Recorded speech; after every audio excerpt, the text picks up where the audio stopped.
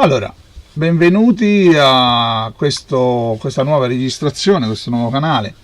Questo è il mio primo video ovviamente, di tutorial per la riparazione dei cellulari. Per l'appunto qui abbiamo un iPhone, in pratica che me l'ha portata una persona, che non funziona. Come difetto mi dice: password cloud non ci interessa, sistemare la fotocamera perché fa delle righe frontale e anteriore, stessa cosa, frontale e anteriore. Sistemare la fotocamera, cercare di non perdere i dati, schermo non si vede, batteria non dura. Comprato su un sito di acquisto online molto importante, insomma, che tutti quanti conosciamo. Per ovvi motivi non posso dire la provenienza del telefono, nel senso che non si può dire dove è stato acquistato per non fare pubblicità negativa. Come difetto gli faceva la fotocamera, gli fa la fotocamera frontale, gli fa delle righe. Ora io sinceramente pensavo avesse altri problemi, ho preferito cambiare subito lo schermo per vedere un attimino se ci fossero altri problemi sulla board. A quanto pare lo schermo funziona, cioè o meglio la board funziona, lo schermo sostituito va, e niente, e in pratica bisogna capire che tipo di difetto. Scusate la visuale, ma ho la telecamera un po' in una posizione strategica. Allora, praticamente questo telefono ha questo particolare tipo di difetto. Ora ve lo faccio vedere. Questa è la fotocamera sul retro, non ci sono problemi, mentre per la fotocamera frontale ci sono delle righe. Ora non so se riesco a farvele vedere, vediamo un po'.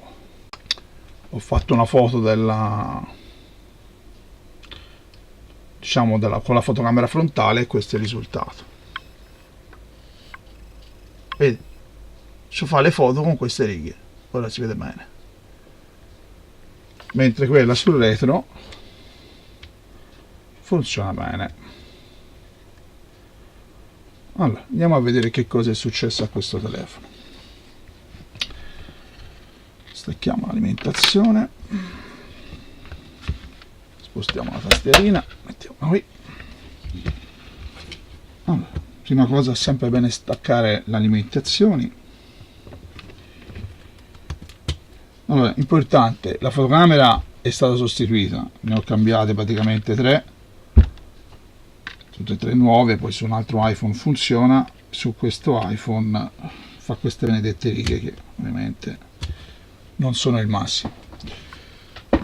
Allora, smontando questo telefono ho notato che c'è un po' di pasticcio, addirittura lo shield sul retro era totalmente dissaldato, staccato, quindi insomma acquistato online, ma io una cosa del genere gli avrei rimandata subito indietro, perché shield già staccato, era semplicemente attaccato così, e con il difetto venduto sempre con questo tipo di problema, e niente, cioè aveva praticamente un adesivo, una cosa olografica attaccata qui in questo modo,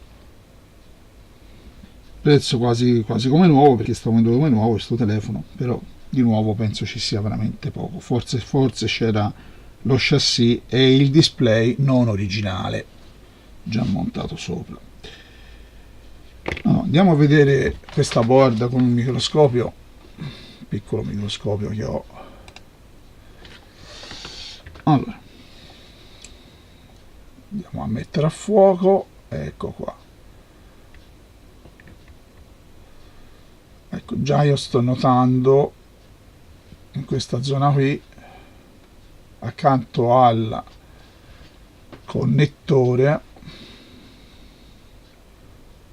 ora non so se riesco a farvelo vedere, però qui in questa zona qui c'è un ponticello e qui mi sembra manchi un componente. Mi manca un componente. Allora, eravamo rimasti al controllo della board, mi sono fermato un attimo per capire questo programma, non lo conosco ancora bene, è la prima volta lo uso, quindi c'ho da capire bene. Ok, quindi si vede in questa zona qui, esattamente in questa zona qui, che manca, cioè che c'è un ponticello. Qui forse manca un componente, spostiamoci più in qua. L'attrezzatura è quella che è, ragazzi, sì, i soldi sono quelli, tanto che serve per darvi un'idea. Qui abbiamo un'altra componente mancante, non so cos'è, forse un condensatore, non ho idea, bisogna andare a vedere sullo schema. In giro mi sembra non ci sia altro, allora presumo non ci sia altro, non mi sembra ci sia, invece no, qui abbiamo un condensatore saltato, brutalmente saltato, molta gente quando ha tolto il connettore l'hanno fatto saltare. Qui mi sembra di vedere che manca un componente, forse un integrato, visto che c'è 4 piazzoline, e un ponticello c'è qui. Secondo me qui manca un componente, qui ne manca un altro, è una strage hanno fatto sta board. Giriamo un attimo sul retro, anche qui a prima volta abbiamo trovato subito 1, 2 e 3 componenti mancanti. Bisogna andare a vedere che cosa, che roba è. Qui manca un componente, quindi se la fotocamera fa un po' di righe, insomma, penso sia più che plausibile. Qui addirittura integrato, danneggiato ai lati, compone un condensatore saldato un po' maluccio, però l'importante è che faccia la sua, diciamo, corretto collegamento con la board. Qui il problema è che manca troppa roba, manca quel condensatore lì, manca questo, manca sta roba qui. Guardando a giro mi sembra che non manchi altro, presumo, spero.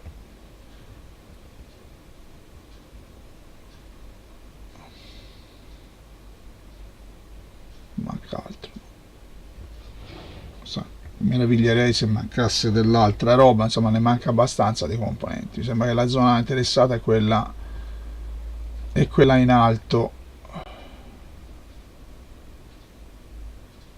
Certo che comprare un telefono così su uno store online, se lo venda come nuovo, questo sarebbe da truffa. Mi sarei fatto rimborsare al volo io, al posto di questo mio amico che mi ha detto prova a sistemarmelo te, cerca di farmi risparmiare. Gli faccio anche risparmiare, ma con tutti questi danni dovrei recuperare sicuramente dei componenti da una board morta che posso utilizzare come pezzi di ricambio, fonte pezzi di ricambio. Niente, qui abbiamo un bel po' di roba saltata, cioè prima, ora qui per fortuna no, ma dico qui abbiamo un po' le componenti saltate. Andiamo a vedere di che cosa si tratta, che componenti sono. Allora, ho trovato lo schema nel frattempo e mi sono fermato un attimo con la registrazione, se no ci mettevo troppo a aprire il tutto. Allora andiamo ad aprire, ecco, facciamo una miniatura in questo modo, sì, si capisce meglio. Mettiamo magari desktop e microscopio, perfetto, mettiamolo qui all'angolo. Ripeto, non conosco bene questo programma, quindi purtroppo devo arrangiarmi un pochino all'inizio, poi che si capirà meglio. Allora, intanto mettiamo a fuoco la parte che mi interessa. Qui manca un condensatore, che sarebbe C381, questo qui, C381 sarebbe esattamente questo qui, C381. Andiamo a vedere dove si trova il C381, che cosa fa soprattutto. Vediamo un po'.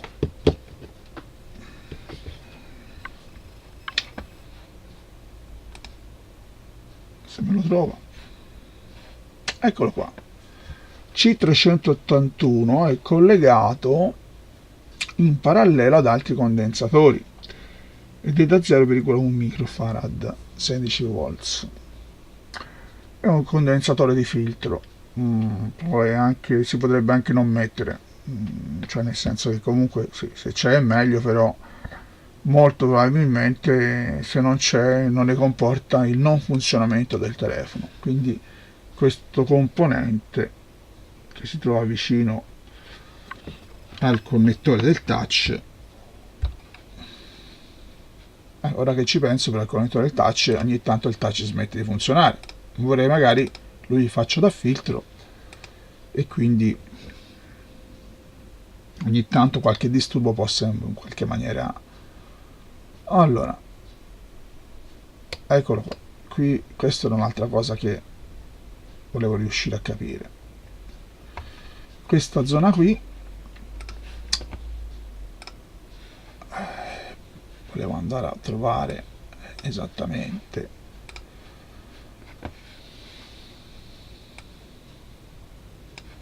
il componente.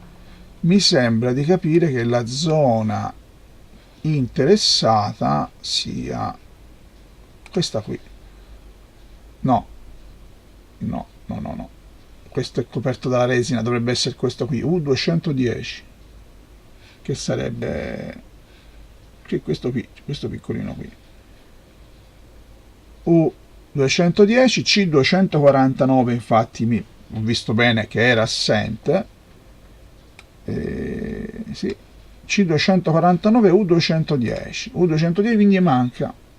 Cosa sarà quello 210? Manca un filtro?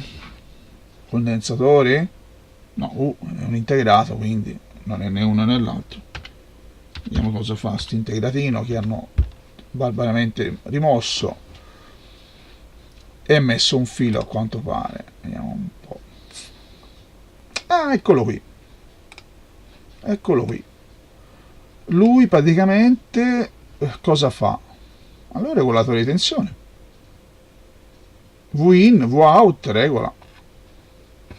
Quindi qui parliamo di U210 che ha una sigla che non conosco, LP590, sarà 5907 UVE, sarà un regolatore di tensione. Bisognerebbe andare a trovare la data sheet su internet, ma mi fido insomma di quello che vedo.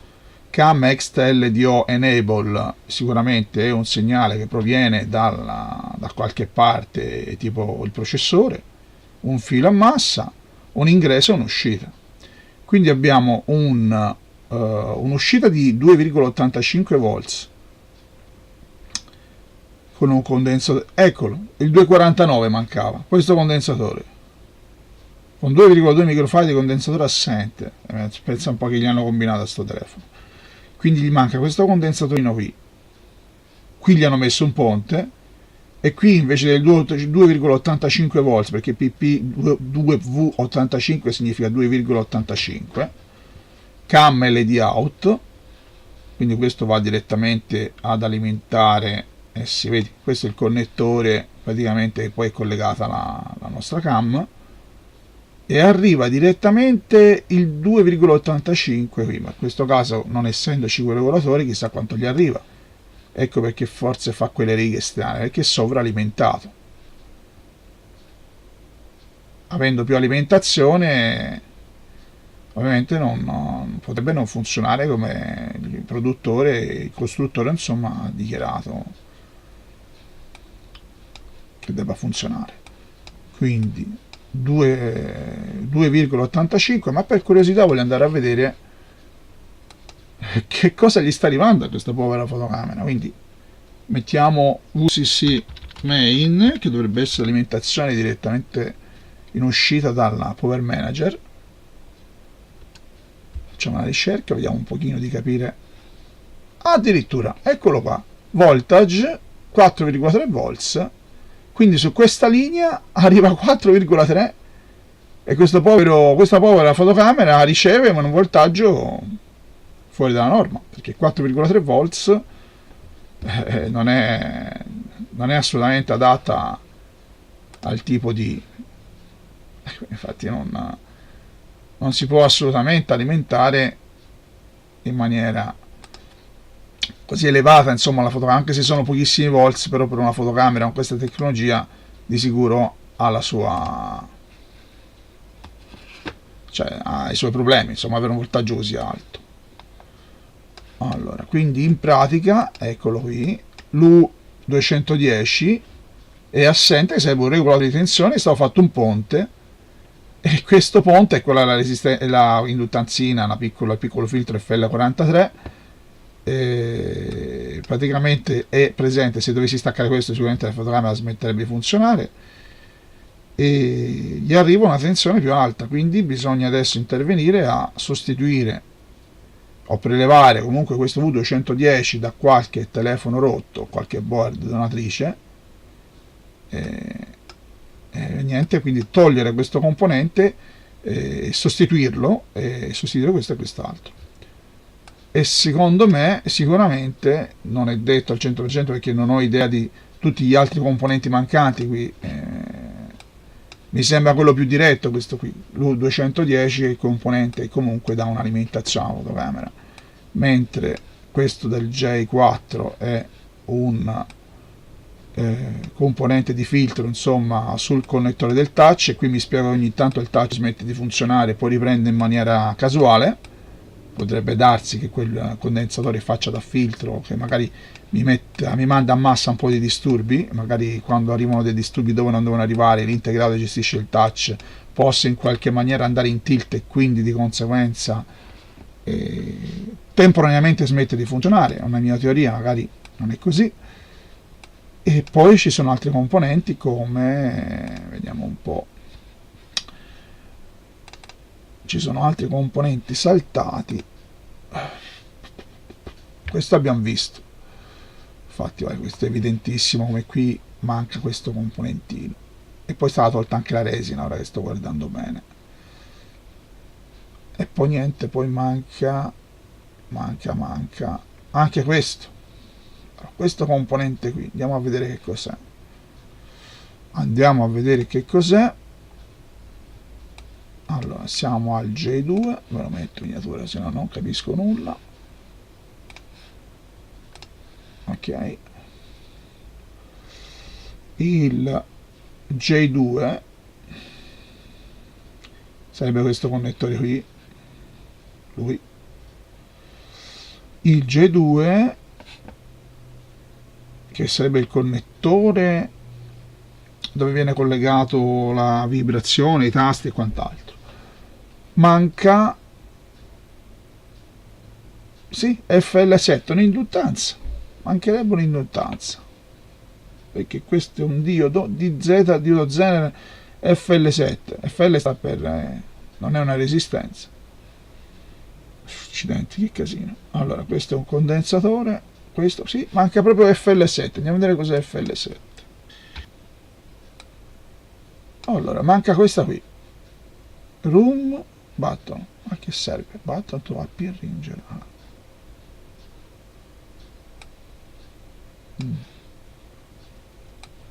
C'è un diodo Zener,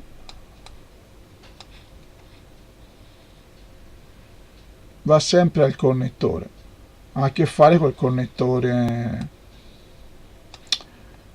ringer, volume up, volume down, mettiamo video totali. Dobbiamo procedere con la sostituzione dell'integrato, quindi adesso smonterò un telefono, diciamo un telefono donatore, serve questo, un vecchio telefono, un iPhone 5S col vetro distrutto, me l'hanno lasciato, anche perché non si ricorda l'iCloud, l'account, quindi il tipo dice io non so che farmene, non so come sbloccarlo, e me lo lascia in regalo. Allora, ora si monta l'attrezzatura e si fa subito il lavoro. A dopo. Allora, eccoci qua, ho ripreso la registrazione, ho fatto delle piccole modifiche al programma per poter mettere la telecamera, insomma, in primo piano. Smontando il telefono ho notato, il telefono donatore, che gli manca quello integrato, cioè praticamente è stato spezzato, cioè è spezzato quello col connettore e quanti componenti intorno, quindi non posso prelevare il componente. Dovrei inventarmi una soluzione, o aspetto che arrivi un telefono che possa in qualche maniera può essermi regalato, o compro su internet un telefono guasto con la speranza che non hanno distrutto o spaccato componenti, oppure mi invento qualche cosa al momento perché non ho la board. Ragionando, guardando lo schema, cosa vado a vedere? Vado a vedere in pratica, guardando lo schema, che il componente U210 non è altro che comunque un regolatore di tensione pilotato dalla cam esterna LDO enable, quindi dal processore, che sto va direttamente alla CPU. Lui, come la CPU, comanda questo piccolo integratino, questo piccolo componente, e permette all'uscita praticamente l'uscita di lui di avere una tensione di 2,85 volts. Ora, nel caso come è stato fatto in questo telefono, viene applicato direttamente, è stato fatto un ponte direttamente sull'U210, quindi arriva direttamente al PVCC main e sarebbe 4, qualcosa, non mi ricordo quanto, ma insomma non poco. VCC main, andiamocelo a trovare. Arriva direttamente, ecco, 4,3 volts invece dei per l'appunto canonici 210. Facciamo una ricerca, invece dei 2,85 arriva direttamente il 4,3, quindi di conseguenza abbiamo questo particolare problema. L'idea è quella di dire: troviamo nella scheda madre un punto dove venga alimentato a 2,85. Sicuramente non è la scelta migliore fare un ponte da quel punto all'altro punto, perché comunque questo integrato va ad alimentare direttamente la fotocamera e grazie a lui diciamo non va a sovraccaricare altre zone, perché comunque se vado a prelevare il 2,85 volts da un'altra zona potrebbe darsi che in fatto di milliampere lui lavori insomma in maniera, perché qua i componenti nei telefoni sono molto precisi, se sono disegnati di erogare 250 mA sono 250 mA, nel momento in cui tu gliene chiedi 400 funziona per dire per un paio d'ore, poi componente va in saturazione, brucia e si danneggia una cosa e l'altra. Però bisognerebbe capire per l'appunto dove prelevare questi 2,85 in maniera tranquilla. Qui come è fatto c'è un ponte diretto e arriva alla telecamera sempre comunque il 2,85 arriva sempre comunque il 4,3 e non il 2,85. A questo punto, se dobbiamo far arrivare i 4,3 fissi, quantomeno facciamoli arrivare i 2,85 fissi e in più aggiungiamo il condensatorino, quantomeno rendiamo sicuramente un pochino più nella norma il funzionamento, anche se la cosa ideale sarebbe installare l'U210 che non ho, che al momento purtroppo non ho. Però l'importante è arrivare al fine, nel senso, se la riparazione alla fine va a buon fine siamo tutti contenti, contento io, contento il cliente, contenti tutti quanti. Allora andiamoci a trovare per l'appunto la tensione di riferimento 2,8, mettiamo 2V85, andiamo a vedere chi eroga questo tipo di tensione. 2V85, un attimo mi suonano alla porta. Eccoci di nuovo qua. Allora in pratica stavo controllando per l'appunto il datasheet,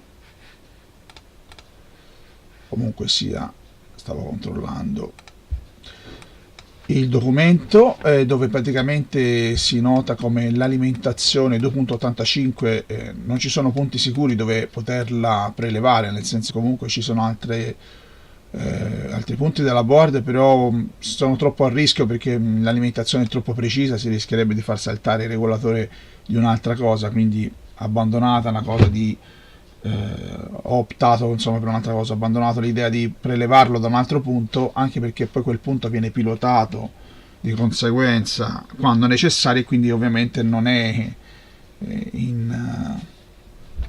non è in funzione con la fotocamera, nel senso, quando si disattiva quel dispositivo la fotocamera non arriva alla tensione e quindi non funzionerebbe. Ecco perché l'ideale sarebbe sostituire quello integrato. Però stavo guardando per l'appunto come lo schema del telefono, dove l'U210 fa uscire una tensione regolata di 2,85 volts, entra in questo connettore e ovviamente va ad alimentare quella parte che è necessaria per l'appunto al funzionamento della fotocamera, forse per le regolazioni della sempre per le regolazioni, perché external camera LDO, molto probabilmente vede camera LDO to address noise, effettivamente un po' di noise ce l'abbiamo sull'immagine, quindi un tentativo si potrebbe fare poi non è detto che funzioni, per carità, è un tentativo, ma di prelevare una tensione direttamente sul piedino 3, che vedo che comunque arriva a una tensione di 2,5, meglio comunque di 4,3, un 0,3 volts meno è sicuramente meglio di un 2 volts in più, perché da 2,8 a 4,3 sono quasi 2 volts. Si preferisce insomma dare una tensione sicuramente più idonea e sarebbe questa. Quindi un punto sarebbe poter prelevare la tensione a interrompere innanzitutto questo punto qui, tagliare di netto il ponte che hanno fatto, e attaccarci sulla induttanza FL43 e tagliare il punto, attaccarci sull'induttanza e praticamente collegarci direttamente al pin 3. Il pin 3, invece di saldare sul connettore, che spesso e volentieri è scomodo, si può optare di saldare sul condensatore C 393 o 391 o direttamente sull'induttanza per l'appunto L29. Si può andare a trovare l'L29 per vedere dove si trova. L29 sicuramente più semplice saldarlo qui, perché sarà sicuramente più comodo in quanto sarà un po' più grossa del condensatore. La resistenza è un'induttanza da, vediamo un po', L29, si fa una ricerchina e vediamo un pochino dove si trova questo piccolo componente. L29, vediamo se si riesce a trovarlo automaticamente. L29, eccola qui, e si trova esattamente nel componente, vediamo, vicino al componente, vicino al Q1, che sarebbe il transistorino. Vediamo un po'.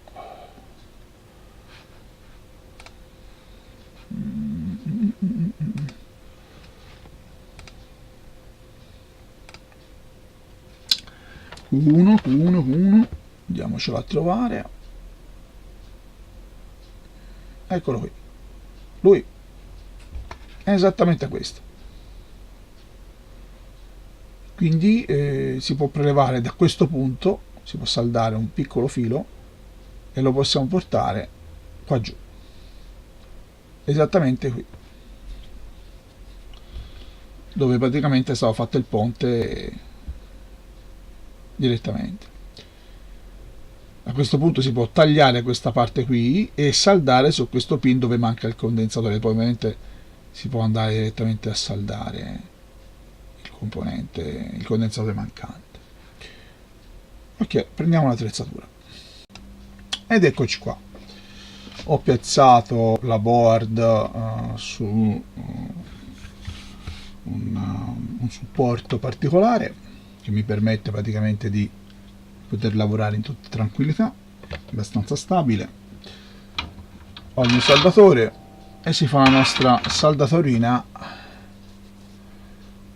con il saldatore classico perché comunque dobbiamo saldare un solo punto, cioè nel senso è una saldatura su un'unica giunzione, non bisogna fare una saldatura di un componente, quindi non è necessario utilizzare aria calda, anche perché comunque si sposterebbero altri componenti, si creerebbe più casino del resto. Quindi si utilizza solo e esclusivamente un saldatore con una punta sottile. Io purtroppo ho una punta la più sottile che questa e mi devo arrangiare con questo.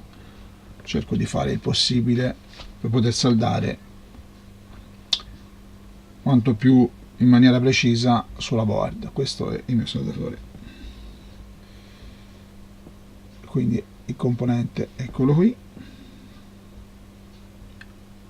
e noi dobbiamo saldare questo componente qui, eccolo qui, ci si appoggia con la punta delicatissimamente, eccolo qui.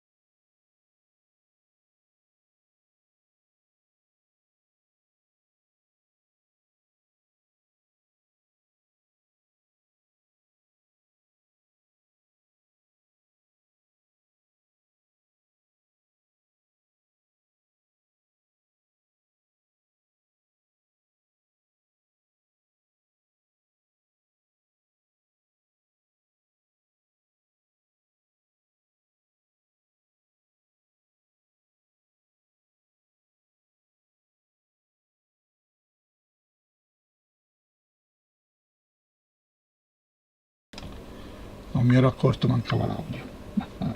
Questo è il filo saldato. Filo saldato che va a prendere l'alimentazione direttamente lì.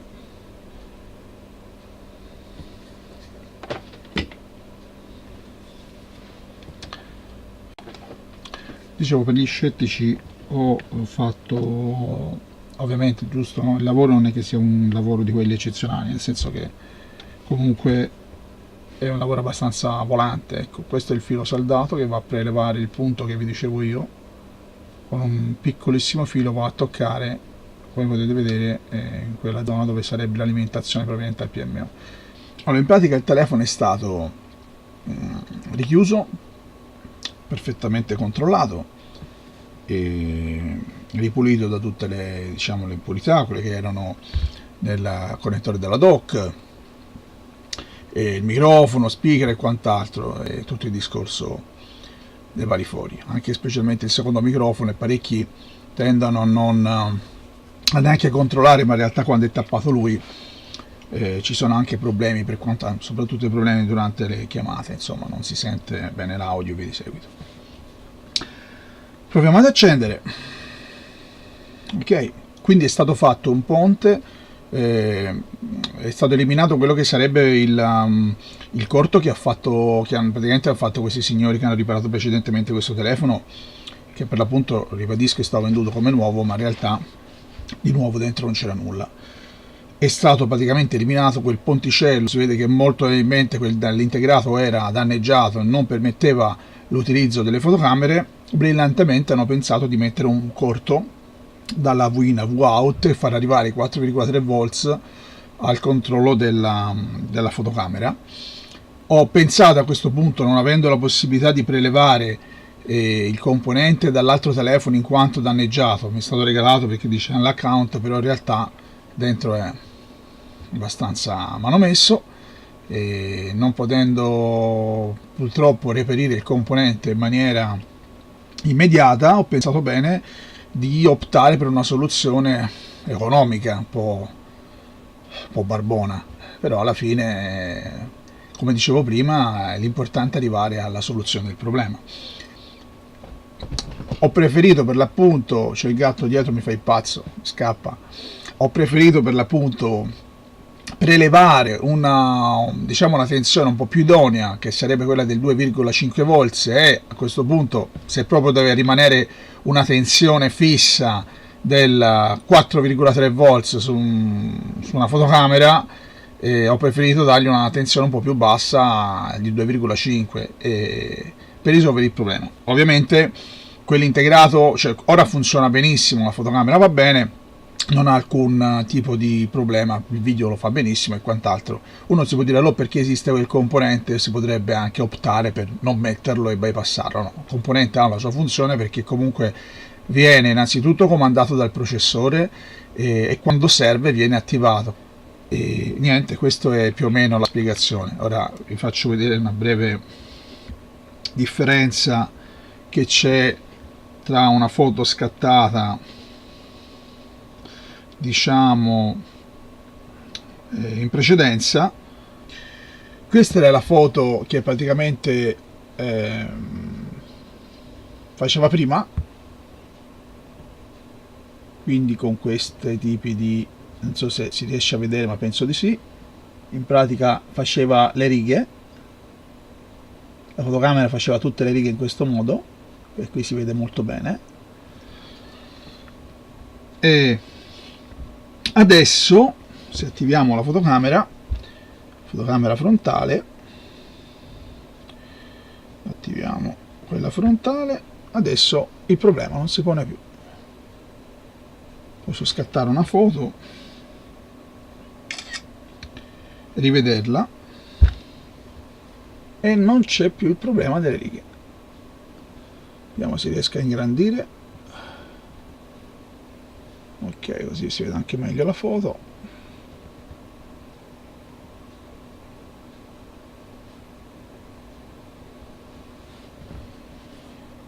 Allora, ecco, questa è la fotografia. In pratica non fa più quell'effetto che faceva prima di quelle righe sulla fotocamera, quindi non dà più quel discorso lì. Quindi, come potete vedere, l'immagine è abbastanza pulita, non ha più quegli effetti. Quindi in pratica per me la riparazione è avvenuta.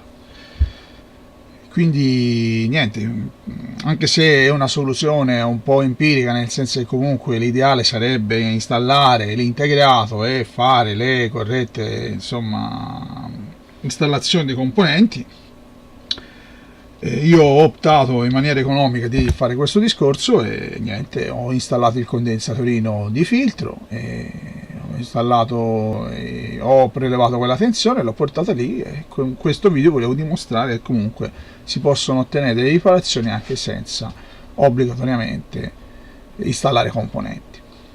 In alcuni casi, non in tutti i casi. In questo caso è stato possibile risolverlo in maniera abbastanza economica.